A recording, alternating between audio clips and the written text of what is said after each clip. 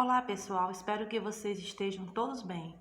Bem, pessoal, na nossa aula de hoje, nós iremos falar sobre introduzindo um fator externo no radical, tudo bem?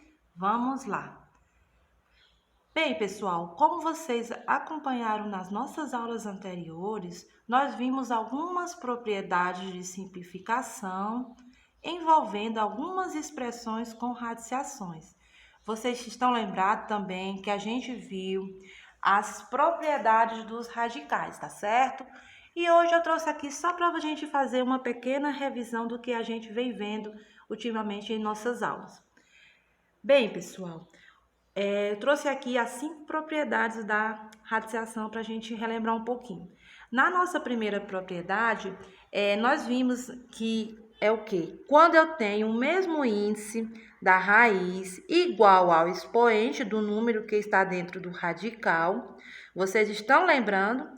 Vocês sabem muito que nós podemos simplificar obtendo somente o número que está dentro do radical, não é? Olha só, nós temos raiz enésima de n, né? E o que a gente pode simplificar? Tanto o meu índice, que é n, como o meu expoente, que é n, simplificar, ou seja, cortar, o que a gente vai obter? A. Estão lembrando? Na nossa segunda propriedade, a gente viu que é a mesma coisa quando tem uma raiz de uma raiz, não é? Olha só, nós temos a raiz enésima de n, e dentro dela nós temos a raiz de m, né? O que é que a gente pode fazer? Ou seja, eu posso, né, simplificar reduzindo a uma raiz. O que é que eu vou fazer? Basta apenas o que? Multiplicar os índices da raiz. Vocês estão lembrados? E na nossa terceira propriedade, nós aprendemos o quê? Que a propriedade do produto, né? Ou seja, de dois números dentro de uma raiz, né? Então, o que a gente pode fazer? A gente pode separar, não é, pessoal? E o que mais? Mantendo o mesmo índice, ó. Nós temos raiz enésima de n, né? E dentro dela nós temos o quê? A vezes b. Então, o que a gente pode fazer? Raiz de n, raiz quadrada de a, né? Multiplicada por raiz de b. Então, nós separamos eles, né? E na nossa quarta propriedade, o que nós temos? Nós temos uma divisão, né, dentro de uma raiz. Ou seja, eu vou poder separar em duas raízes, mantendo o mesmo índice. Ou seja, nesse caso da representação, nós sempre estamos utilizando o n, tá bom? E na nossa quinta propriedade, nós temos ainda a propriedade que nos dá a possibilidade de simplificar. Ou seja, tanto o expoente como o índice. Logo, o que nós podemos fazer? Desde que os dois eles sejam múltiplos do mesmo valor. Então, nós podemos fazer nessa simplificação, tá certo? Olha só, nós temos aqui a raiz de n, né?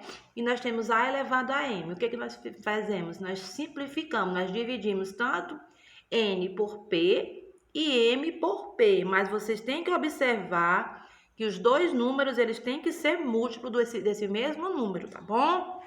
Bem, passada a nossa revisão, né? O que é que nós vamos ver agora? Olha só, o nosso conteúdo, né? Que é o quê? Introduzindo um fator externo no radical, que consta lá no livro didático de vocês, tá bom, pessoal? Lá no livro didático, capítulo 4, página 44. Então, a proposta da nossa aula é dar continuidade com uma nova ferramenta, ou seja, que ela vai possibilitar simplificar algumas expressões com radiciação. Olha só o exemplo que eu trouxe para vocês aqui, ó. Raiz cúbica de 3, nós vamos ter o quê? No qual nós vamos ter 2 elevado ao cubo, multiplicado por 5. Então, o que nós vamos aprender? Nós vamos aprender como introduzir um fator externo no radical, ou seja, um número que está fora da raiz para colocar dentro. Então, como é que a gente vai fazer?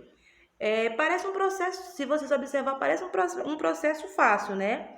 Mas vocês têm que se atentar que nós somos amparados por propriedades, né? Então, nesse pequeno exemplo que eu trouxe para vocês, nós vamos fazer essa introdução.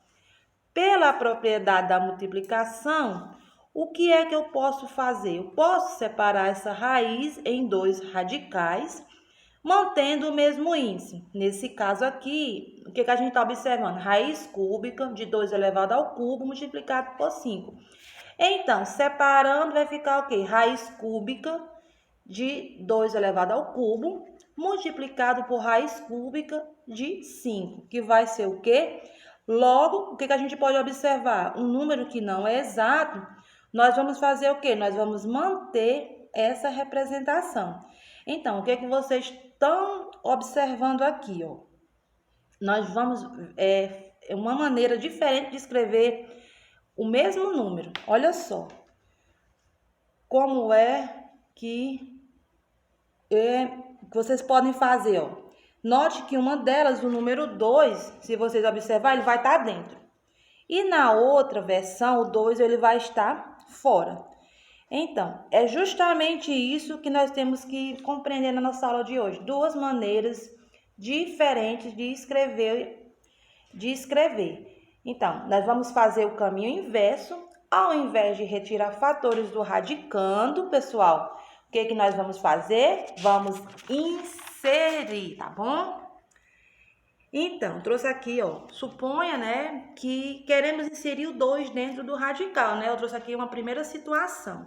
Então, o que a gente pode observar? Que nesse caso, nós temos que lembrar do significado de uma raiz de suas propriedades. Olha só, como eu tenho uma raiz quadrada, se eu pensar no processo inverso, olha só, se eu imaginar que o 2 estava dentro da raiz quadrada, então, quem é que vai ser o 2? Olha só, ele vai estar o quê? Se esse 2 ele vai estar dentro, ele vai ser o quê? Ele é o 4, né, pessoal? Olha só, quem é o 2 quando ele está dentro da raiz quadrada? Ele é o 4. Então, que nesse caso, nós vamos simplificar e vamos representar por como? Raiz quadrada de 2 elevado ao quadrado. Olha só, então nós temos aqui um exemplo. Se vocês observarem, como seria o número que está fora da raiz dentro do radical. Ó, como eu tinha aqui a raiz quadrada dessa inserção, ela está condicionada e eu vou colocar o expoente 2.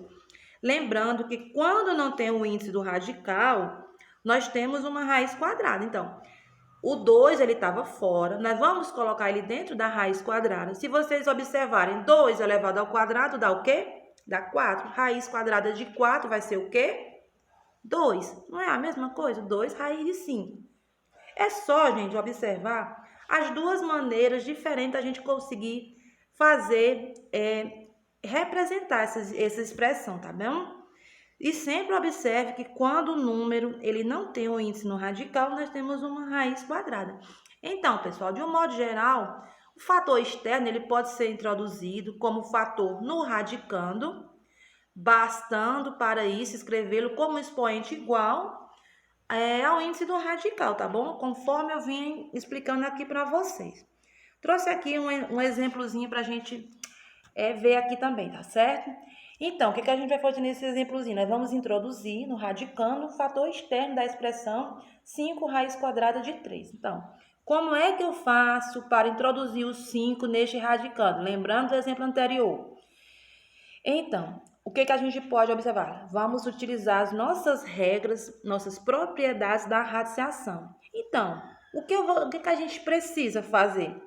Observamos que o 5 ele vai aparecer lá dentro do radical. Olha só, mas como se trata de uma raiz quadrada com índice 2, portanto, esse 5 ele vai aparecer elevado ao quadrado. E mantemos o 3 que já estava no interior do radical. Tá bom? Nós vamos só melhorar a nossa expressão. Nós não tínhamos 5 raiz quadrada de 3, nós vamos botar o quê? Vamos colocar o 5 na raiz quadrada elevado ao quadrado, tá bom? Repetindo, nós vamos melhorar a nossa expressão. Então, melhorar, nós vamos fazer o quê? 5 ao quadrado vai dar o quê? 25. 25 multiplicado por 3, nós vamos ter o quê? Raiz quadrada de 75. Então, temos aqui um exemplo que vai mostrar duas diferentes versões de representar o mesmo número, ou seja, é a raiz quadrada de 75. Pessoal, lembrando que a matemática ela permite essa propriedade da inversão. Portanto, a gente pode fazer o processo de ida quanto ao processo de fatoração, tá certo? Ou seja, esse processo ele seria o quê? O processo de volta. Então, temos a visualização de representar a mesma expressão de formas diferentes, tá bom? Eu espero que vocês tenham compreendido. Qualquer coisa, se vocês não tiverem compreendido, eu peço que voltem novamente a videoaula e procurem fazer os exercícios propostos, tá bom? Obrigada a todos e até a próxima!